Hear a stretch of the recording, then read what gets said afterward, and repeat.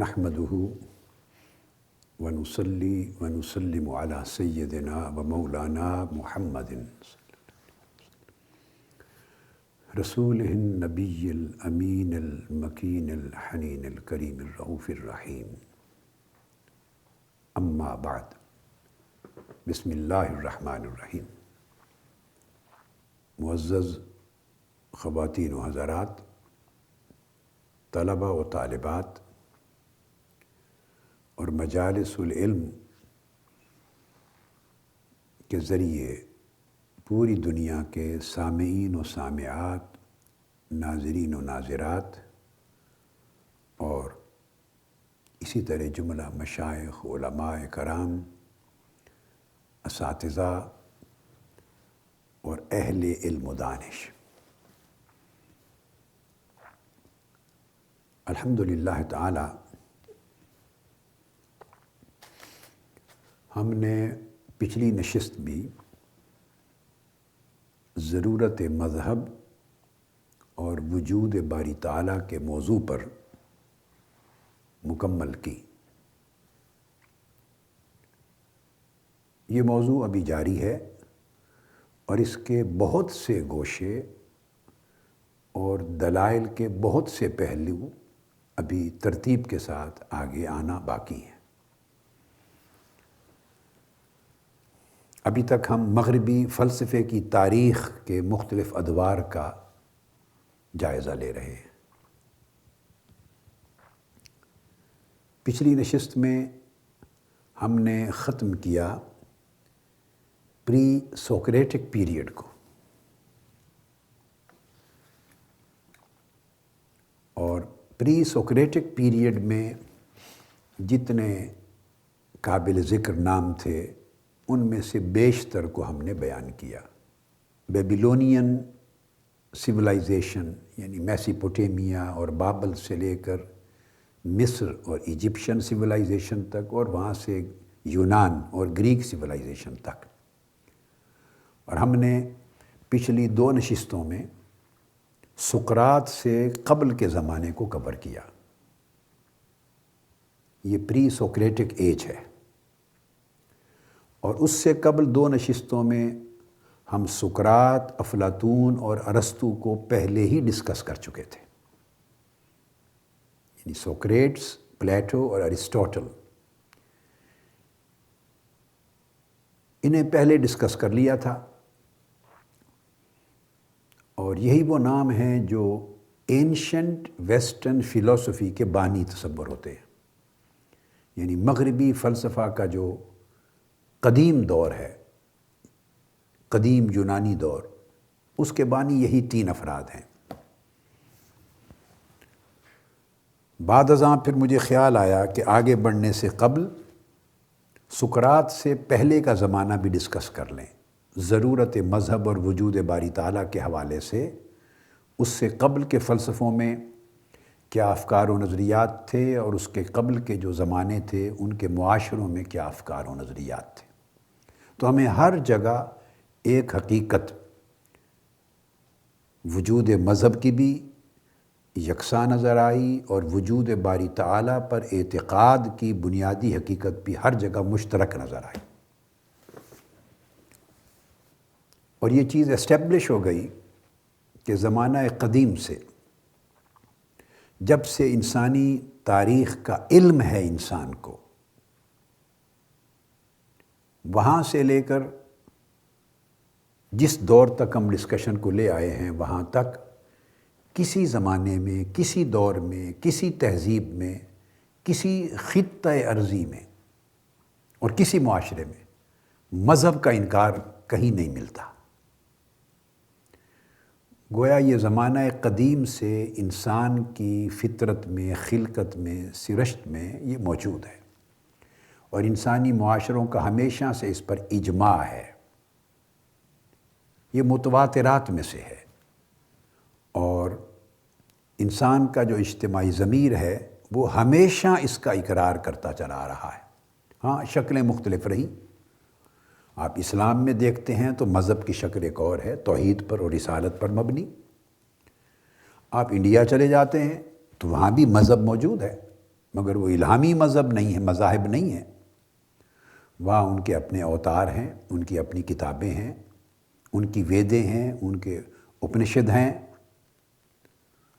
تو ان کے اپنی تعلیمات ہیں۔ وہ مذہب میں بلیو کرتے ہیں، وہ اپنے طریقے سے پوجا پاٹ کرتے ہیں، عبادت کرتے ہیں، ان کے اعتقادات ہیں، مگر ان کا بعد از موت بھی ان کا ایک عقیدہ ہے، خواہ وہ آواگون ہو، روح کا پلٹ پلٹ کر جونی چکر ہے، مختلف جسموں میں آ جانا۔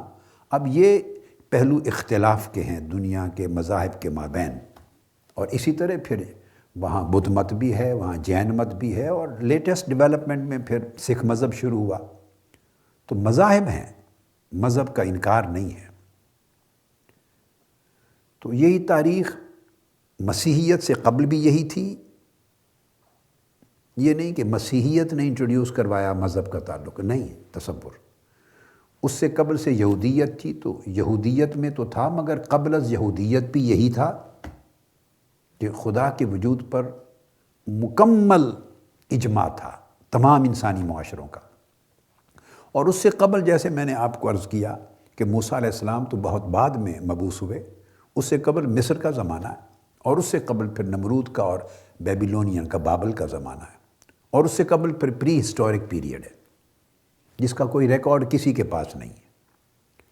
مگر یہ شواہد اس بات کے لیے بین ثبوت ہیں کہ پری ہسٹورک پیریڈ سے، جب سے انسان زمین پر ہے، تب سے خدا کے وجود پر ایمان، خدا کے وجود پر عقیدہ، اور مذہب کی ضرورت اور نیسیسٹی پر عقیدہ، یہ تسلسل سے چلا آ رہا ہے۔ اس کا کبھی انسان نے انکار نہیں کیا۔ اور کل ہم نے بات یہاں پر بھی ختم کی پیتھاگورس کو ڈسکس کرتے ہوئے۔ پیتھاگورس کو اردو میں اب پاکستان میں جب پڑھتے ہیں میتھمیٹکس وغیرہ، حساب اور جیومیٹری، تو اس میں فیثاگورس کا لفظ ہم پڑھا کرتے تھے اسکولوں میں، فیثاغورس۔ تو یہ پیتھاگورس کے زمانے تک ڈسکس کر کے میں نے اسٹیبلش کیا کہ ہر دور میں میتھمیٹکس، حساب یا جیومیٹری، اسی طرح آسٹرانومی یا سائنس، اسی طرح فلسفہ، فلسفی، یہ سارے جا کر مذہب کے ساتھ مل جاتے ہیں، اور کہیں ایک چینل میں بھی ضرورت مذہب کا بھی انکار نہیں ہے، روحانیت کا بھی انکار نہیں ہے، حیات بعد الموت کا بھی انکار نہیں ہے، وجود باری تعالیٰ کا بھی انکار نہیں ہے، ہر جگہ اقرار ہے۔ اب ہم چونکہ سقراطک پیریڈ، سقراط سے لے کے افلاطون ارسطو تک کا پہلے کور کر چکے تھے، اور سقراط سے قبل کا زمانہ ہم نے پچھلی 2 نشستوں میں کور کر لیا۔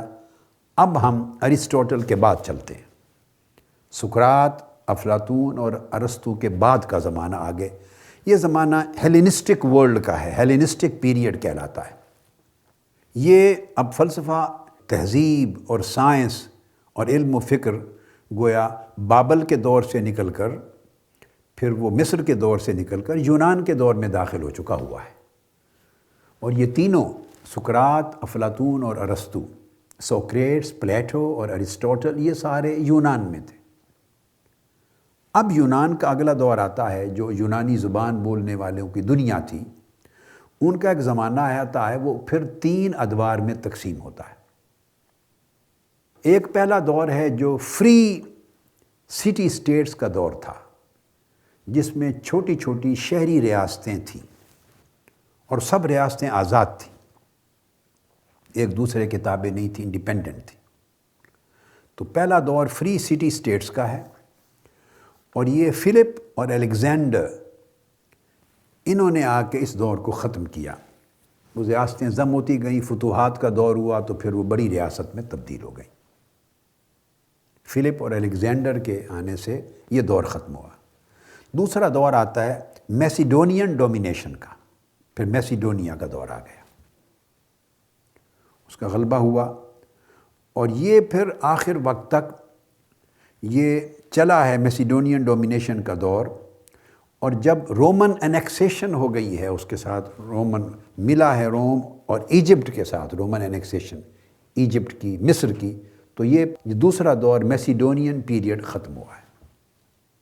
اور اس کا اینڈ ہوا ہے جا کے اس دور کا کلیوپیٹرا کی ڈیتھ پر، کلیوپیٹرا کی ڈیتھ پر یہ دور ختم ہو گیا۔ اس کے بعد فائنلی رومن امپائر کا دور آیا ہے۔ رومن امپائر یہ تیسرا دور تھا۔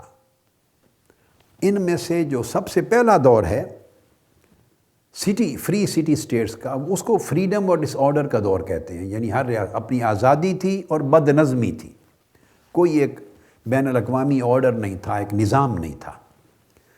دوسرا دور جو میسیڈونین ڈومینیشن کا ہے، اس کو سبجیکشن اور ڈس آرڈر کا دور کہتے ہیں۔ اس میں بد نظمی تو رہی مگر ایک حکومت اور رول قائم ہو گئی ساروں کے اوپر، سبجیکشن۔ تیسرا دور جو رومن امپائر کا ہے وہ پراپر سبجیکشن اینڈ آرڈر کا ہے، نظم آ گیا، سلطنت قائم ہو گئی، اس میں نظم پیدا ہوا، اور ساتھ سبجیکشن بھی ہے کہ وہ پھر حکمران اور محکوم ایک پورے وسیع تر بنیادوں پر قائم ہو گئے۔ یہ جو تین پیریڈ میں نے بیان کیے، ان تین پیریڈ میں سے جو دوسرا پیریڈ ہے میسیڈونین ڈومینیشن کا، یہ دوسرا، اس کو ہیلینسٹک پیریڈ کہتے ہیں یا ہیلینسٹک ایج کہتے ہیں۔ اس ہیلینسٹک ایج میں یہ جو زمانہ ہے یہ سکندر اعظم کا زمانہ ہے، الیگزینڈر کا، اور خاص طور پہ اس کا 10 سال کا جو دور ہے، یعنی قبل مسیح 334 سے لے کر 324 تک، 334 قبل مسیح اوپر کے نمبر سے چلتا ہے اور نیچے اس کی کاؤنٹنگ نیچے ہوتی چلی جاتی ہے عیسیٰ علیہ السلام کی آمد تک۔ تو 334 سے نیچے 324 تک، اور بعد از مسیح AC وہ پھر نیچے سے 1 سے شروع ہوتا ہے، پھر وہ آج تک 2015 تک چلا جاتا، اوپر بڑھتا چلا جاتا ہے۔ اور قبل از مسیح جو ہوتا ہے، یہ میں بیٹے اور بیٹیوں کے لیے کہہ رہا ہوں، تو وہ کاؤنٹنگ اوپر سے نیچے کی طرف آتی ہے عیسیٰ علیہ السلام کی آمد تک، یعنی وہ 0 کاؤنٹنگ تک چلی جاتی، ان کا دور آ گیا۔ تو 334 سے آگے 324 قبل مسیح BC تک انہوں نے پھر ایشیا کے حصے بھی فتح کیے ہیں، اس میں سیریا بھی فتح کیا ہے سکندر اعظم نے، مصر ایجپٹ بھی فتح کیا ہے، بیبیلونیا عراق کے خطے وہ بھی فتح کیے ہیں، پرشیا ایران کی سلطنت خطے وہ بھی فتح کیے ہیں، سمرقند بھی فتح کیا ہے، بیکٹریا بخارا کے علاقے اور بیکٹریا کے بھی فتح کیے ہیں، اور پھر یہ سارے علاقے مختلف سلطنتیں ختم ہوتی چلی گئیں، اور جہاں جہاں وہ انڈیا تک بھی آئے ہیں اور پنجاب تک بھی آیا ہے۔ اور پنجاب میں یہ جو جنگ ہے، ہماری جو وطن ہے میرا، جہاں میری پیدائش ہوئی، تو یہ سلطنتیں تھیں چھوٹی چھوٹی، تو اس کے قریب ایک شہر ہے 30 میل پر شور کوٹ، تو شور کوٹ تک سکندر اعظم آیا ہے۔ اس وقت وہ ڈسٹرکٹ جنگ کی ایک تحصیل ہے، ضلع جنگ کی تحصیل شور کوٹ تک، تو ادھر وہاں تک پہنچا ہے، پھر باقی علاقوں میں بھی آیا ہے، پھر انڈیا وغیرہ فتح کیا۔ الغرض جہاں جہاں وہ گیا ہے وہاں اس نے گریک سٹیز قائم کی ہیں، یونانی شہر اس طرز پر، اور وہاں پھر گریک انسٹیٹیوشنز قائم کی ہیں اسی طریقے سے۔ تو گریک فلسفی وہاں پہنچی ہے، یونانی فلسفے پہنچے ہیں، یونانی سائنس پہنچی ہے، یونانی فکر پہنچا ہے۔ تو اس سے پھر متاثر ہوئے ہیں، مذہب زرتشت تھا تو وہ بھی متاثر ہوا ہے، وہ کو 500-600 سے 800-900 سال قبل کا وہ زمانہ تھا قبل مسیح، وہ بھی متاثر ہوئے ہیں۔ افغانستان تک گیا ہے سکندر اعظم، تو وہ علاقے بھی اس کے فکر اور فلسفے سے، یونان کے فکر و فلسفے سے متاثر ہوئے ہیں۔ اب یہ جو دور ہے ہیلینسٹک پیریڈ جس کی بات کر رہے ہیں فلسفے کی، اس دور میں فلسفوں کے سکولز آف فلسفی ڈیولپ ہوئے ہیں، اور ان میں میں کہوں گا کوئی بہت زیادہ اہمیت ان کی نہیں ہے۔ ایک چوتھے سکول آف فلسفی کی اہمیت ہے جو ہمیشہ بعد ازاں اثر انداز ہوتا رہا ہے۔ تو ایک اس کا جو طریقہ، وہ تو پھر سینکس کا جو سکول تھا، اس کو سینیسزم اس سے وجود میں آئی، سینیسزم۔ دوسرا جو فلسفے کا مکتب فکر وجود میں آیا وہ اسکیپٹسزم، جس کو تشکیک کہتے ہیں، وہ اس سے ہر چیز میں سوچ میں تشکیک، شک پیدا کرنا، ہر چیز کی سوچ جو ہے وہ شک تک لے جاتی بندے کو، اسکیپٹسزم۔ اس کے بعد ایپیکیورینزم آئی ہے، ایپیکیورینز، یہ تیسرا ایک اسکول آیا ہے فلسفے کا. اور چوتھا اسٹوئسزم، اسٹوئکس آئے ہیں. تو اس کو کہتے ہیں سینکس اور اسکیپٹکس جو ان کے فالوورز تھے. یہ ایپیکیورینز، تو ایپیکیورینز کے بعد اسٹوئکس، یہ 4 مکاتب فکر تھے فلسفے کے. ان کو اسکولز آف فلسفی کا نام دیا جاتا ہے، اور یہ سارے الیگزینڈر یعنی اسکندر اعظم کے دور میں ان کی بنیادیں رکھی گئی ہیں، بنیادیں آئی ہیں. ان میں سب سے پہلے جو سینکس ہیں، سینکس میں نے ذکر کیا کہ کوئی قابل ذکر ایسا نہیں ہے. سینیسزم جس کو ہم نام دیں گے، اس کا بانی تھا ڈائیگنز. لکھنے میں انگلش میں جب آپ اس کو لکھتے ہیں تو یہ بنتا ہے DIOGENES، مگر پڑھنے میں ڈائیگنز ہے. یہ بانی ہے سینیسزم کا، اور بڑی دلچسپ زندگی تھی اس کی. میں ان تینوں کا ذکر صرف اس لیے کر رہا ہوں کہ ان کے ہاں بھی انکار خدا نہیں ہے. بہت قابل قدر اور طویل عرصہ ان کے فلسفوں نے نہیں پایا، اسٹوئسزم نے پایا، مگر یہاں بھی مذہب اور خدا کا انکار نہیں ہے، بلکہ ان کے ہاں ایسے تصورات ان کے ہاں بھی ہیں. اسکیپٹسزم کو چھوڑ کر، وہ نیری تشکیک ہے، ہر چیز میں شک پیدا کر دینا، اس کو چھوڑ کر. تو یہ جو سینیسزم ہے اس کے بھی ایسے کچھ ان کے پریکٹسز تھے اور ان کے فلسفے تھے کہ اس کی بھی پیچھے چلی جائیں. گو انہوں نے ایک اور انداز کے ساتھ انہیں اپنا لیا جو کوئی قابل تعریف یا قابل ستائش انداز نہیں ہے، مگر ان کی جو تعلیمات تھی اس کے پیچھے بھی جائیں تو پھر آسمانی وحی کی جو ہدایت ہے طرز زندگی میں وہ وہاں بھی کار فرما نظر آتی. تو یہ جو تھا ڈائیگنز، سینیسزم کا بانی، سینکس جو اس کے فالوور تھے، اس نے کتے کی طرح زندگی بسر کرنا شروع کر دی. سادگی کو نیچر کی طرف چلے گئے، وہ نیچر کی طرف، قدرتی زندگی کی طرف، اور اس نے کتے کی طرف زندگی بسر کرنا شروع کر دی. اور اسی وجہ سے ان کو سینک کہا جاتا ہے. ان لوگوں کو تمام کنونشنز، رسم اور رواج سوسائٹی کے رد کر دیے، خواہ وہ مذہب کے جو مروجہ تھے، خواہ وہ مینرز تھے، آداب تھے، خواہ وہ لباس کے طور طریقے پہننے کے تھے، خواہ وہ گھروں میں رہائش کے تھے، کھانے پینے کے تھے، ڈیسینسی جو ایک شرافت کے اور مہذب زندگی کے جو طریقے ہوتے ہیں، سارے ہر چیز کو رد کر دیا. ان کے اسی طرز زندگی اور سوچ سے ان کو پھر انگلش میں لفظ سینیکل، سینکس اور سینیکل کا لفظ آگے ایڈ ہوا.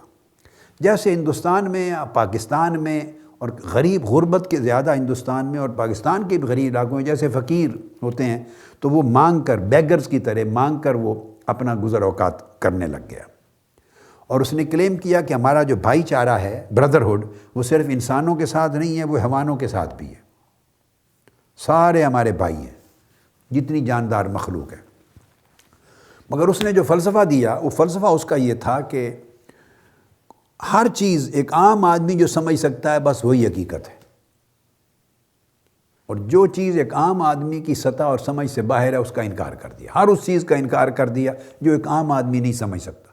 تو لہٰذا اس کا ایڈریس جو ہے آڈینس، وہ کامن مین ہو گئے، عام لوگ اس کے آڈینس ہو گئے. اس کو وہ ریٹرن ٹو نیچر، قدرتی زندگی کی طرف اور قدرت کی طرف لوٹنا، اس کو اس نے نام دے دیا. اور اس نے کہا کوئی گورنمنٹ کو ہم نہیں مانتے، کوئی پرائیویٹ پراپرٹی نہیں ہوگی، کوئی شادی نہیں ہوگی، کوئی اسٹیبلش ریلیجن نہیں ہوگا. یعنی یہ اس نے ایک تصور بنایا. مگر اس کے ساتھ آگے چل کر، یہ تو ایک مزاح کا خیز پہلو تھے، مگر آگے چل کے یہ جو تیسری صدی آتی ہے قبل از مسیح، اس میں جو سینکس تھے یہ لوگ، یہ ایک فیشن بن گئے. اب یہاں میں یہ بات کہنا چاہتا ہوں کہ بڑے بڑے مزاح کا خیز تصورات بھی کسی وقت میں ایک علاقے میں، خاص طور پہ الیگزینڈریا میں، اسکندریہ جو مصر کا علاقہ ہے، اسکندریہ، تو بعض اوقات مزاح کا خیز تصورات ایسا روپ دھار لیتے ہیں کہ وہ فیشن اور سٹائل بن جاتے ہیں، اور وہ سمجھتے ہیں کہ یہ ایک نیا فیشن ہے. لہٰذا ہر بات جو کوئی کہہ رہا ہے، نوجوان نسل، میرے بیٹے بیٹیاں، ہمارے بھائی بہنیں، طلباء طالبات، ہر چیز جو نئی کوئی ایجاد ہو جائے، کوئی کر دے، اس کو فیشن کے طور پہ نہیں اڈاپٹ کر لینا چاہیے. وہ ایک نیا سٹائل نہیں ہوتا، وہ درست نہیں ہے کہ وہ کسی نے کر دی تو وہ درست ہے.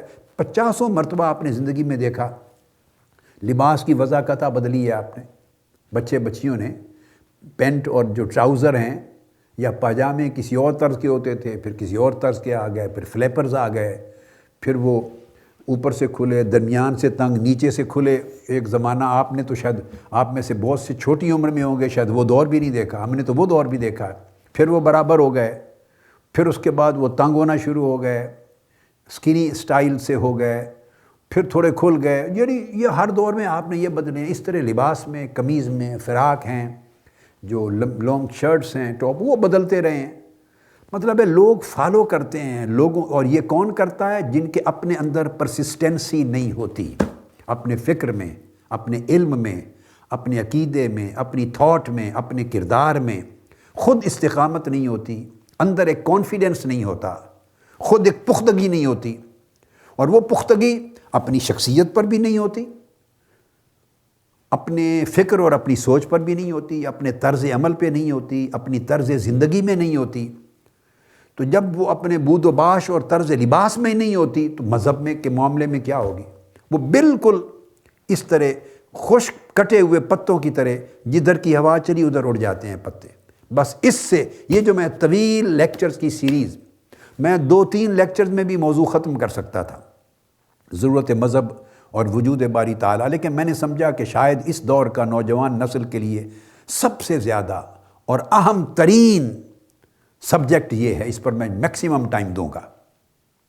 اور مجھے علم ہے انشاءاللہ تعالیٰ کہ دنیا بھر میں مشرق سے مغرب تک لاکھوں میں نہیں، ملینز میں نہیں، کروڑوں کی تعداد میں متذبذب اور متزلزل بچے بچیاں، میرے بیٹے بیٹیاں، وہ اپنے عقیدے میں انشاءاللہ پختہ ہو جائیں گے، پلٹ کر عقیدے کی طرف آ جائیں گے، نظریے سے نکل جائیں گے۔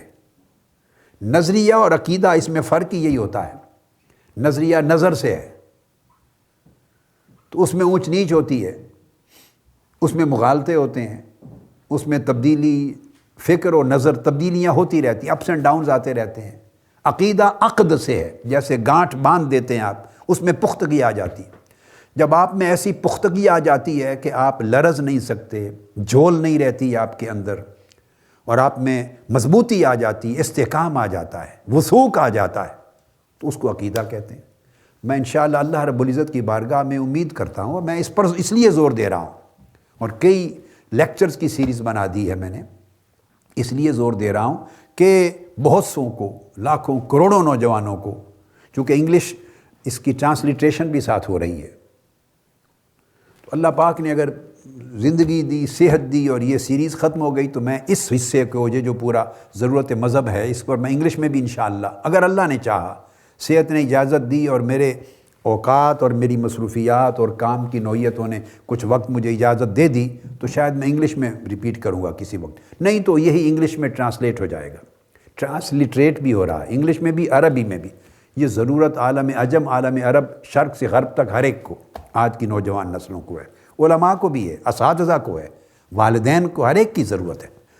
تو بتا یہ رہا تھا کہ یہ فیشن ایک ہوا ہوتی ہے، ہوا جب چلتی ہے، یاد رکھنا، درختوں کو اکھاڑ کے نہیں لے جاتی، کیونکہ درخت جمے ہوئے ہوتے ہیں، اور اس کے ساتھ جڑی ہوئی برانچز ہوں، شاخیں ہوں، ان کو بھی نہ تنوں کو لے جاتی ہے، نہ جڑی ہوئی شاخوں کو توڑ کے لے جاتی ہے۔ جو جتنا مضبوطی سے اپنی اصل کے ساتھ جڑا ہوا ہوتا ہے، بڑی بڑی تیز آندھیاں بھی اس کو کاٹ کے نہیں لے جاتی۔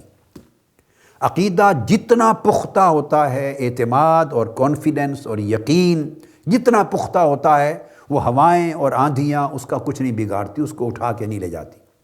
اٹھا کے کن کو لے جاتی ہیں؟ فیشن کی ہوائیں، جن کے اندر خود اعتمادی نہیں ہوتی۔ بھئی یہ وہ فیشن ہوتا ہے۔ بس جیسی بات چلی، رو چلی، ٹی وی میں باتیں سنی، بعض فلموں میں سنی، ڈراموں میں سنی، ٹاک شوز میں سنی، اور پھر پاکستان میں تو سارا ساتھ انڈیا سے اثر آتا ہے سوچ بچار کا، بالی ووڈ سے آ جاتے ہیں سارے فیشن، تو اس کے پیروکار بن جاتے ہیں آپ۔ پہلے پاکستان کی انڈسٹری کو پتہ نہیں کیا کہتے ہیں ہمارے ہاں، تو اس پہ فیشن پہ جو فلم کے جو وہ آپ کی زندگی کو رول کرتے ہیں، لباس کے جو فیشن ہے ٹی وی پر وہ رول کرتے ہیں، اسی پہ لباس چلتے ہیں ہمارے۔ تو ہماری اپنی شخصیت میں اپنی کوئی چوائس نہیں ہے، اپنی پسند اور ناپسند نہیں ہے۔ کیوں؟ کہ سیلف کانفیڈنس لوز ہو گیا ہے ہماری شخصیتوں کا، اعتماد نہیں رہا۔ خود اپنے اندر یقین نہیں رہا، اپنے اوپر یقین نہیں رہا، اپنے فکر پر، اپنی سوچ پر، اپنی تہذیب پر، اپنی ثقافت پر جب کسی شے پہ زور نہیں رہا اعتماد اور یقین، تو اسی طرح مذہب کا بھی حال ہوا ہے۔ اس کو تو انفورسمنٹ دینے والا ہی کوئی نہیں تھا، سٹرینگدن بھی نہیں کیا جا رہا تھا۔ انشاءاللہ یہ سیریز کریں گی تو یہ ہماری خود فقدان ہے اعتماد کا، خود اعتمادی کا فقدان ہے۔ تو اسی طرح پھر یہاں یہ ورلڈ متاثر ہوتی ہے پھر ہالی ووڈ سے، پھر امریکہ اپنے اثرات پوری دنیا پہ چھوڑتا ہے، پھر ویسٹ چھوڑتا ہے، پھر انگلینڈ چھوڑتا ہے، پھر یورپ چھوڑتا ہے، تو ویسٹ ایسٹ کے اوپر اپنے اثرات چھوڑتا ہے، تو ہم تو کٹے ہوئے پتوں کی طرح اڑتے پھرتے ہیں ان کے پیچھے، اڑتے پھرتے ہیں۔ یہ بات آقا علیہ السلام نے فرمائی تھی، یہ وقت آئے گا کہ مسلمان بس اڑتے پھریں گے، فالو کریں گے دوسرے لوگوں کو، دوسروں کے طور طریقوں کو۔ تو صحابہ کرام نے پوچھا یا رسول اللہ کیا مسلمانوں کی تعداد کم؟ فرمایا وہ حملہ آور ہوں گے، تمہیں نوچ کھائیں گے، کاٹ کھائیں گے، اور تم ان کے پیچھے پھرو گے۔ عرض کیا یا رسول اللہ کیا مسلمان کم ہوں گے؟ فرمایا نہیں، ہوں گے بہت زیادہ، عدد میں بہت زیادہ ہوں گے، مگر جاگ کی طرح، کٹے پتوں کی طرح، تنکوں کی طرح ہوں گے، ان کی اپنی حیثیت کوئی نہیں ہوگی۔ لہٰذا نوجوان نسل کو پلٹ کر اپنی اصل اور جڑ کی طرف آنا ہے، اپنے اندر اعتماد بلڈ اپ کرنا ہے، اپنے دین و مذہب پر، اپنے عقیدہ پر، اپنی تہذیب و ثقافت پر، اپنے فکر پر، اپنے وجود پر، اپنے ہونے پر، اور جو آپ تعلیم آپ کے پاس تسلسل سے 1400 برس سے آ رہی ہے اس کے درست ہونے پر۔ تو فیشن یہ ہے، فیشن اسی طرح کی بولیاں شروع کر دی، اسی طرح کے لباس، اسی طرح کے لب و لہجے، اسی طرح کی جسمانی حرکتیں، تو یعنی اس طرح بھی کرنے لگ جاتے ہیں کہ امتیاز کرنا مشکل ہو جاتا ہے کہ ہیں کیا، میل ہیں فیمیل ہیں، کیا ہیں۔ یہ سب خود اعتمادی کا فقدان ہے۔ تو وہ کیا کرتے تھے، سینیکلز جو تھے، سینکس، وہ پھر چھوٹے چھوٹے لیکچر پبلش کرتے تھے، خطبات، چھوٹے چھوٹے پیمفلٹ تو زمانے آف کورس کم تھے، لیکچر کرتے تھے، اور وہ پھر یہ بیان کرتے تھے کہ بغیر میٹیریل پوزیشن کے، مال دولت اور دنیا کے وسائل کے بغیر زندگی آسودگی سے کیسی گزار سکتے ہیں، سادہ کھانے سے زندگی کیسی گزاری جا سکتی ہے آسودگی کے ساتھ۔ اب یہ جو تصور بیسیکلی سادگی تھا، جس کو خراب کر دیا، جس کا حلیہ بگاڑ دیا سینکس نے، مگر یہ سادگی کا تصور، سمپلسٹی، بنیادی طور پہ یہ انبیاء علیہ السلام کی تعلیم سے اور ان کے اسوہ و سیرت ہی سے آیا تھا۔ اس کے بعد یہ دور ختم ہوا، سمیٹا گیا، چونکہ یہ تو آگے چلنے والی چیز نہیں، یہ سودا تو بکنے والا اتنا نہیں تھا، ختم ہو گیا۔ اس کے بعد دوسرا دور آیا، وہ اسکیپٹسزم کا۔ اب اسکیپٹسزم یہ دور تشکیک ہے، یعنی ایسا انداز فکر اور اس طرح کا فلسفہ کہ ہر چیز کو جب سوچیں تو وہ اینڈ آپ کی شک میں ہو جائے، جو یقین پہلے تھا وہ بھی گیا۔ اسکیپٹسزم ہے، یہ ڈاکٹرن جب آ گیا تو اس کا بانی تھا پائرو اس کا بانی تھا اسکیپٹسزم کا، اور وہ الیگزینڈر یعنی اسکندر اعظم کی آرمی میں ایک سپاہی بھی تھا، اس کے ساتھ تھا، انگیج تھا، اور اس کے ساتھ فتوحات کی پوری کمپین میں انڈیا تک بھی آیا، تو گویا اس نے ورلڈ وائڈ ٹریول کیا۔ چونکہ پائرو نے بڑا سفر کیا اسکندر اعظم کے ساتھ، تو پوری دنیا میں مختلف مذاہب دیکھے، ان کا مطالعہ کیا، مختلف بانیان مذاہب کی تعلیمات دیکھی، بکس دیکھی، لٹریچر دیکھے، فلسفے دیکھے، تصورات دیکھے، نظریات دیکھے، تو ساری دنیا میں گھوم پھر کے تو اس نے فلسفہ تشکیک ایجاد کرنا تھا، اور کیا کرتا، فلسفہ تشکیک۔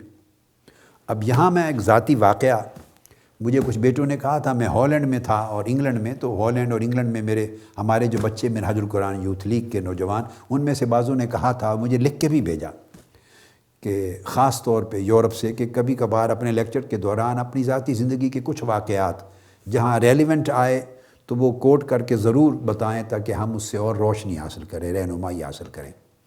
تو یہ پریکٹیکل جب گائیڈنس ملتی ہے ایونٹس کے ساتھ، تو وہ پھر انہوں نے کہا کہ اس سے ہمیں ایک بڑی انسپریشن ملتی۔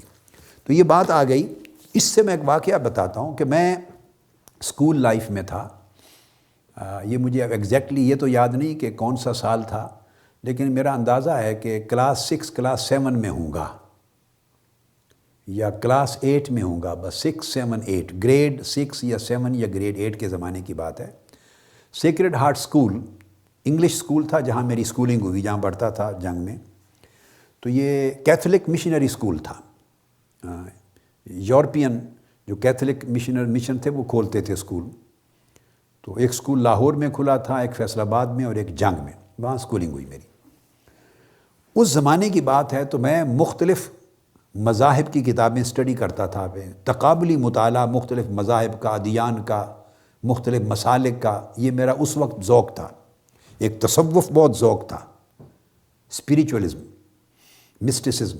تو میں تصوف کی کتابیں اولیاء کرام کی، صوفیاء کرام کی اس بہت چھوٹی عمر میں بڑی کثرت سے پڑھتا تھا. اور ایک ادیان اور مذاہب اور مسالک کا تقابلی مطالعہ، کمپیریٹیو اسٹڈی.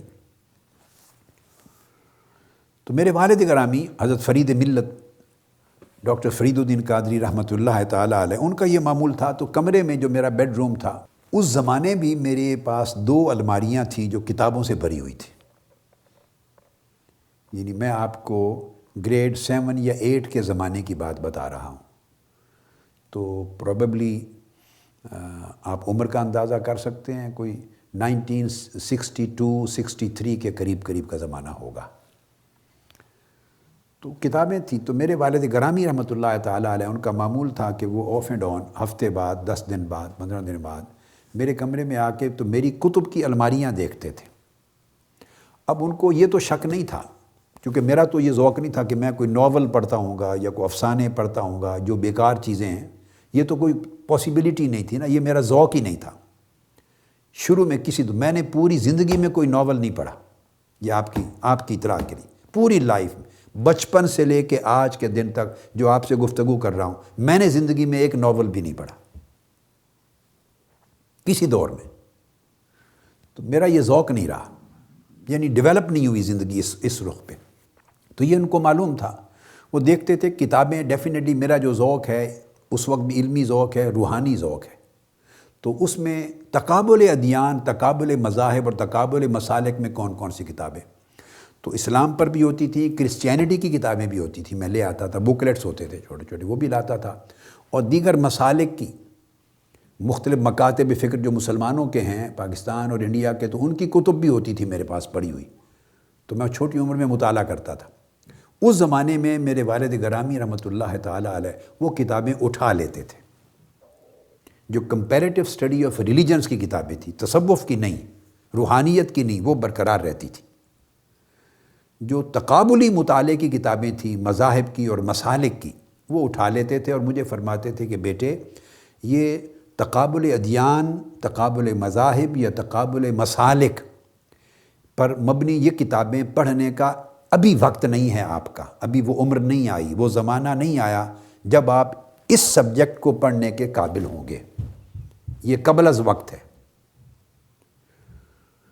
تو وہ اٹھا لیتے تھے. تو خیر میں 2-3 بار ایسا ہوا تو میں نے ان سے جب پوچھا تو انہوں نے فرمایا، پھر میں نے چھوڑ دیا.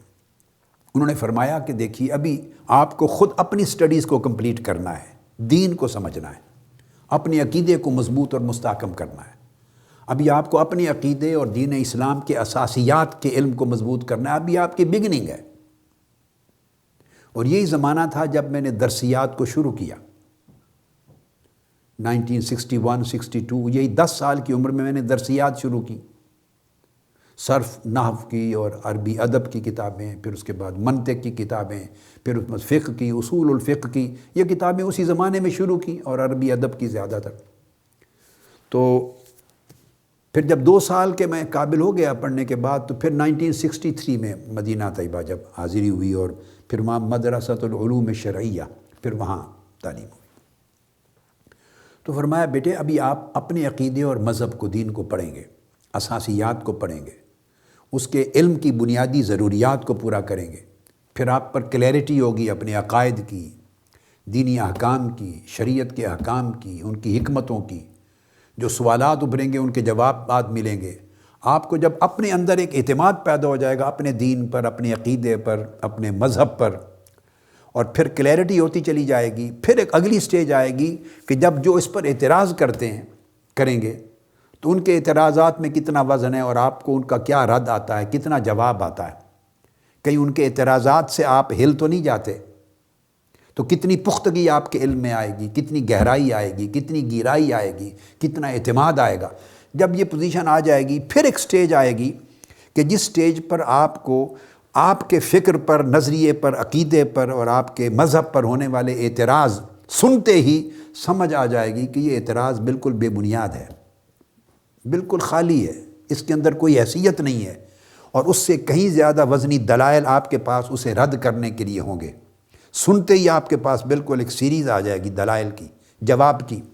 تو جب آپ اس مقام پر پہنچ جائیں گے کہ آپ کمپیئر کر سکیں کہ کس کی بات غلط ہے، کون سی صحیح ہے، غلط اور صحیح میں جب ڈیفرینشیٹ کر سکیں، امتیاز کر سکیں، درست اور نادرست میں فرق کر سکیں، ہونے والے اعتراض کا جو کمزور پہلو ہے وہ فوری آشکار ہو جائے اور آپ کے جواب کی پختگی آپ کو سمجھ میں آ جائے، جب علم میں اس مقام پر وثوق کے ایک درجے تک پہنچیں گے، پھر آپ مطالعہ ادیان بھی کریں، کمپیریٹیو سٹڈی بھی کریں، ریلیجنز کی، فلسفوں کے مطالعے بھی کریں، مسالک اور عقائد کے مطالعے بھی کریں، پھر آپ کے لیے میدان فری ہے۔ وہ ٹائم ہے اس طرح چیزوں کو پڑھنے دیکھنے کا۔ پہلے آپ اپنی مہارت پیدا کریں اپنے آپ کو۔ تو یہ میں نے اس طرح بات سمجھائی۔ بہت سا ایک اسباب یہ بھی ہوتے ہیں، بچے ہیں، انہوں نے 10 دن بھی نہیں لگائے کسی اسکول میں، کسی مدرسہ میں، عربی نہیں پڑھی ہوتی، صرف و نحو نہیں پڑھی ہوتی، لغت ادب نہیں پڑھی ہوتی، فقہ اصول فقہ نہیں پڑھی ہوتی، حدیث اصول حدیث نہیں پڑھی ہوتی، تفسیر اصول تفسیر نہیں پڑھی ہوتی، عربی لغت اور ادب میں، بلاغت میں، علم المعانی، علم البیان، علم البدیع یہ نہیں پڑھا ہوتا، منطق اور فلسفہ جو بنیادی، اب تو خیر وہ چھوٹ گیا ہے، زیادہ اتنا رواج نہیں رہا، اگر وہ نہیں پڑھا ہوتا، پھر اس کے بعد اپنے دلائل اور دلائل کے رد کے جو ایک اپنا علم المناظرہ کہلاتا تھا پہلے، وہ آپ نے نہیں پڑھا ہے، پھر آپ کو علم کلام نہیں پڑھا، علم العقائد کو نہیں پڑھا، پھر آپ نے اپنی تاریخ کو نہیں پڑھا، کچھ نہیں پڑھا ہوا۔ ہم بچے سیدھا اسکول جاتے ہیں، پرائمری کرتے ہیں، مڈل کرتے ہیں، اور پھر ہائی اسکول کے بعد کالج جاتے ہیں، یونیورسٹی جاتے ہیں۔ زندگی کا تھوڑا سا زمانہ بھی علوم دینیہ کے حصول میں صرف نہیں کیا ہوتا، ABC کی حد تک بھی اس کی بیسکس کو نہیں پڑھا ہوتا، فاؤنڈیشن ہی نہیں ہوتی، باقی باتیں تو دور کی ہیں۔ تو یہی جدید تعلیم حاصل کرتے کرتے جب وہاں میچورٹی آتی ہے عمر میں، تو اسکول، کالج میں، یونیورسٹی میں ہم دوسرے فلسفے بھی پڑھنا شروع کر دیتے ہیں، دوسرے نظریات بھی پڑھنا شروع کر دیتے ہیں، اور وہ سارے فلسفے، نظریات اور ارد گرد کا ماحولیات سارے مل کے آپ کے عقیدے پر اٹیک کرتے ہیں، آپ کے عقیدے پر، آپ کے ایمان پر، آپ کے اسلام کے دیے ہوئے تعلیمات پر، افکار پر، نظریات پر حملہ ہوتا ہے۔ طرح طرح کی بات سنتے ہیں اور وہ باتیں ایک فیشن کے طور پہ لیتے ہیں، جہاں سے بات چلی تھی فیشن کے طور پہ وہ سنتے ہیں، اور تشکیک پیدا ہو جاتی ہے، اپنے عقائد میں دراڑیں آ جاتی ہیں، اپنے ایمان میں کمزوری آ جاتی ہے، چونکہ جواب نہیں ہوتا آپ کے پاس، جواب نہیں ہوتا۔ لہٰذا اعتراض جو مختلف طرف سے آپ کمپیریٹیو سٹڈی کرتے ہوئے جو کچھ فلسفے سنتے ہیں، نظریات سنتے ہیں، وہ چونکہ لکھنے والے علم میں آپ سے زیادہ طاقتور ہیں، مضبوط ہیں، اونچے درجے کے ہیں، صاف ظاہر ہے جب آپ جس کو پڑھ رہے ہیں اس کا علم زیادہ ہے آپ سے، تو وہ اپنی بات کو زیادہ بہتر دلیل اور قوت کے ساتھ پیش کرے گا، بیٹر ڈیمونسٹریٹ کر رہا ہے، بیٹر پریزنٹ کر رہا ہے آپ کے سامنے، دلائل کے ساتھ کر رہا ہے، اور آپ کے پاس اتنا علم نہیں ہے جتنا اس رائٹر کا ہے، اتنا علم نہیں ہے جتنا اس عالم کا یا اسکالر کا ہے جو آپ کے سامنے بیان کر رہا ہے، اتنا علم نہیں ہے جس کا فلسفہ یا جس کی تحریر و تقریر آپ پڑھ رہے ہیں یا سن رہے ہیں، تو آپ کمزور اینڈ پر ہیں، کمزور پوزیشن پہ ہیں، آپ اپنے عقیدے کو ڈیفینڈ نہیں کر سکتے، اس کے اعتراض کے کھوکھلے پن کو بھی سمجھ نہیں سکتے، اس کے اعتراض کے اندر کیا کیا غلطیاں ہیں، کوتاہیاں ہیں، وہ بھی سمجھ نہیں سکتے، اس کا اعتراض کچھ اصولوں پر، فاؤنڈیشنل پرنسپل پہ بھی بیس کرتا ہے یا ہوائی ہے، صرف ہوائی ہے اعتراض، وہ بھی نہیں پتہ آپ کو، آپ نے رد کس طرح کرنا ہے۔ نتیجہ یہ ہے کہ آپ ایک ایسے میدان میں چلے جاتے ہیں کھیلنے کے لیے جو کھیل سیکھا ہی نہیں آپ نے۔ اگر ہم کرکٹ کھیلنے لگ جائیں، مثلا آپ سامعین بیٹھے ہیں، یا میری ہی لے لیں مثال کے طور پہ، یا ہاکی کھیلنے لگ جائیں، کرکٹ کھیلنے لگ جائیں، میں کرکٹر نہیں ہوں، تو ایک فاسٹ بالر جب بال کرائے گا تو اڑ ہی جاؤں گا نا، میں وکٹ پہ زیرو پر اڑ جاؤں گا، تو اس طرح ہم زیرو پہ اڑ جاتے ہیں۔ ہاں، فٹ بال میں کھیلتا رہا ہوں اپنی زندگی میں، کالج لائف تک، یونیورسٹی تک فٹ بال کھیلا ہوں، اس پہ زیرو پہ نہیں اڑ سکتا میں، بے شک مجھے چھوڑے ہوئے 40 سال بھی گزر گئے ہوں زندگی کے، لیکن فٹ بال مجھے آتا ہے۔ تو جو کھیل نہیں آتا، میں اس کھیل میں اگر کودوں گا تو اپنا نقصان کروں گا۔ اس طرح علم ہے، جو علم اور فن آپ نے سیکھا نہیں ہے، جب وہ مخالف کا دوسرے عقائد و نظریات کی کتابیں، تصنیفات، اس کے اقوال، اس کی تعلیمات، ان فلسفوں کو جب پڑھیں گے تو آپ پھر خراب ہی ہوں گے نا، عقیدہ متزلزل ہوگا، تشکیک ہوگی۔ اس کے بعد کیا ہوگا؟ پھر آپ دوڑیں گے پتہ کرنے کے لیے۔ تو جس قسم کی چیزیں، اعتراضات، دلائل وہ پڑھ کے سن کے آپ آئے ہیں، آپ کیا محلے کی امام مسجد کے پاس جائیں گے؟ ان کا تو اس سبجیکٹ میں اسپیشلٹی نہیں ہے، وہ تھوڑا سا جو روٹین کی دینی سروسز ہیں اتنی کوئی سیکھی ہوئی ہیں تو وہاں سے جواب نہیں ملے گا۔ آپ خطیب صاحب کے پاس جائیں گے تو ہر خطیب کے پاس اس کا جواب نہیں ہے، اس کا علمی سطح، علمی لیول، تحقیق، تجزیہ اس قدر نہیں ہے۔ تو جہاں تک آپ کی رسائی ہے، آپ جن جن سے جا کے پوچھیں گے ان کی میجورٹی ایسی ہوگی کہ جن کا علمی سطح وہ نہیں جو اس سوالات کا، اعتراضات کا جواب دینے کے لیے چاہیے۔ تو آپ یوں سمجھیں گے کہ گویا یہ چیزیں وہاں سے میں نے پڑھی اور سنی اور ادھر تو علماء سے جواب نہیں ملا۔ اب علماء تو آپ نے ہی سمجھ رکھے ہیں نا کہ ہر امام مسجد علماء عالم تو نہیں ہو جاتا، ہر خطیب عالم تو نہیں ہو جاتا، اس کی سطحیں ہیں، اس کے لیولز ہیں۔ نتیجہ یہ ہوتا ہے کہ یہ تشکیک پیدا کرتی ہے اور عقیدے کو دیمک کی طرح کھا جاتی ہے۔ یا تو اتنا ہی ٹائم صرف کر کے دین کو پڑھیں اور سیکھیں، اور اگر اتنا ٹائم صرف نہیں کرنا تو خدا کے لیے اپنی بربادی مول نہ لیں، پھر وہ چیزیں نہ پڑھیں سنیں، اپنا کام کریں۔ کیمسٹری پڑھ رہے ہیں تو کیمسٹری پڑھیں، فزکس پڑھ رہے ہیں تو فزکس پڑھیں، لاء پڑھ رہے ہیں تو لاء پڑھیں، میڈیکل سائنس پڑھ رہے ہیں میڈیکل سائنس پڑھیں۔ پھر وہ سبجیکٹ جن پر آپ کو اپنے دین کے سبجیکٹ میں، فیلڈ میں مہارت نہیں ہے، ان کو ادھر سے ٹچ نہ کریں۔ Comparative study of religions and comparative study of philosophy یہ ہر ایک کے بس کا کام نہیں ہے۔ اس کے لیے پھر بیسک نیسیسٹیز پوری ہونی چاہیے۔ جیسے ہر کسی کو اٹھا کے میڈیکل کالج میں داخلہ کوئی نہیں دے دیتا، اس کی ریکوائرمنٹس ہیں۔ کیوں نہیں دے دیتے؟ کہ یہ چونکہ اس کے بیسک ریکوائرمنٹس پوری نہیں کرتا، کوالیفائی نہیں کرتا، لہٰذا یہ باقی سبجیکٹس اس کے اوپر سے گزر جائیں گے، پڑھ نہیں سکے گا۔ آپ کو انجینئرنگ یونیورسٹی میں ہر کسی کو داخلہ نہیں مل جاتا، آپ کو اور آئی ٹی وغیرہ میں ہر کسی کو داخلہ نہیں مل جاتا میرٹس اور کوالیفیکیشنز کے بغیر، ادروائز وہ آپ کی سمجھ میں نہیں آئے گا۔ یہی ایگزیکٹلی ہر علم کے میرٹس ہوتے ہیں، کوالیفیکیشنز ہوتی ہیں، کچھ بیسک نیڈز ہوتی ہیں۔ اگر آپ وہ فلفل نہیں کرتے اور دوسرے عقیدہ، فکر، نظریہ اور فلسفے کو پڑھنے لگ جاتے ہیں، اپنی ریکوائرمنٹس پوری نہیں کی ہوئی، تو اس کا نتیجہ کبھی بھی اچھا نہیں ہوگا، آپ کے عقائد پہ برے اثرات ہوں گے۔ یہی وجہ ہے کہ وہ یہ بات یہاں سے چلی تھی کہ پائرو نے جب ورلڈ وائڈ ٹریول کیا الیگزینڈر کے ساتھ، سکندر اعظم کے ساتھ، تو اس نے یہ فلسفہ کیوں ایجاد کیا؟ اسکیپٹسزم۔ وہ ہر جگہ گھوم کے دنیا بھر کے مذاہب پڑھے، دنیا بھر کے مسالک پڑھے، مکاتب فکر پڑھے، اسکول آف فلاسفیز، مختلف فلسفے پڑھے، نظریات پڑھے، اور گھوما، معاشرے دیکھے، کر آ کے تو الٹیمیٹلی پھر اس کا یہی بن جانا تھا نا نتیجہ۔ تو جب یہ آپ کہتے ہیں کھچڑی پک جاتی ہے، ایک پنجابی عام سادہ زبان میں افکار کی کھچڑی بن گئی، تو الٹیمیٹلی وہ ایک فلسفہ ایجاد کیا، وہ ایک ڈاکٹرن تھا، وہ ایک سکول تھا اسکیپٹسزم کا۔ تو اس نے پھر یہ دراصل یہ اسکیپٹسزم، تشکیک، اس کا مطلب یہ تھا کہ، اور اس کا طریقہ مثال کے طور پہ بتا دیتا ہوں کہ اگر کسی چیز کو آپ نہیں جانتے تو سائنسدان سے پوچھیں گے تو سائنس کہے گی آپ کو آئی think it is so and so but I am not sure. Science کا طریقہ ڈیل کرنے کا یہ ہوگا، سائنسدان کہے گا میں خیال کرتا ہوں، میرا خیال ہے کہ یہ چیز اس طرح ہے، اس طرح ہوگی، مگر میں ابھی یقین سے نہیں کہہ سکتا، چونکہ سائنسدان نے تجربات سے گزر کے پھر یقین کی بات کرنی ہے، اس کی سٹیجز بڑی ہیں، مگر وہ کہے گا I think it is so and سو۔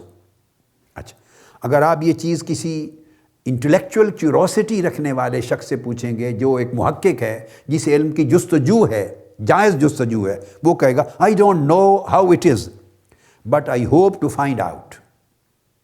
مجھے نہیں پتا کہ یہ کس طرح ہے، لیکن میں اس کوشش میں لگا ہوا ہوں، تحقیق میں، جستجو میں انشاءاللہ امید ہے کہ میں اس کے نتیجے تک پہنچ جاؤں گا۔ تو آپ نے دیکھا دونوں کی بات میں، سائنٹسٹ کی بات میں بھی ہوپ تھی، اور محقق اور جو فلسفی ہے یا محقق جستجو کرنے والا، اس کی بات میں بھی ہوپ تھی۔ تو یہ پازیٹیوٹی ہوتی ہے، ہوپ۔ اور علم کا صحیح سمت میں ارتقاء ہوپ کے ساتھ ہوتا ہے، اگر راستہ کوئی بھٹک نہ جائے تو ہوپ اس کے اندر پازیٹیو تھنکنگ ضروری ہوتی ہے۔ مگر جو اسکیپٹپس تو یہ جب اسکیپٹسزم وجود میں آئی تو ان کے جو لوگوں کو اسکیپٹکس کہتے تھے، یہ تشکیک پیدا کرنے والے متشککین، تو اب اس کے پاس اگر جا کے پوچھیں تو وہ کہے گا nobody knows it and nobody can ever know it. چونکہ وہ سوچ کے اس کی سوچ نے ایسے انداز وضع کر لیے ہیں کہ ہر چیز میں شک نکالتا ہے اور کسی چیز اور کسی سوچ میں حتمی نتیجے پر نہیں پہنچتا، یا یہ یا یہ یا یہ یا یہ، وہ ہمیشہ اس کے مابین لا الہ الا ولا الہ الا مذبذبین بین ذالک، وہ تذبذب میں رہتا ہے، تشکیک میں رہتا ہے. وہ کہتا ہے nobody knows it، میں کیا بتاؤں، کوئی نہیں جانتا اس کو. اور پھر کہتا ہے nobody can ever know it، کوئی شخص اس کو کبھی جان ہی نہیں سکتا. تو گویا جاننا حقائق کا کامل ادراک اس کے نزدیک ناممکن ہے. تو جب یہ چیز، جس چیز کو آپ نے ناممکن کہہ دیا تو لا محالہ وہ آپ کو کسی صحیح معرفت پر علم تک نہیں پہنچائے گا. تو یہ 3 ادوار تھے ہیلینسٹک پیریڈ کے، جس کو میں نے کہا سینیسزم اور اسکیپٹسزم، اور پھر ایک دور آیا ایپیکیورینزم. اب ایپیکیورینزم ایک جو تیسرا دور تھا، یہ بھی کوئی یعنی ایسا بہت نہیں تھا جس کا کوئی زیادہ، یہ مکسچر تھا انہی چیزوں کا.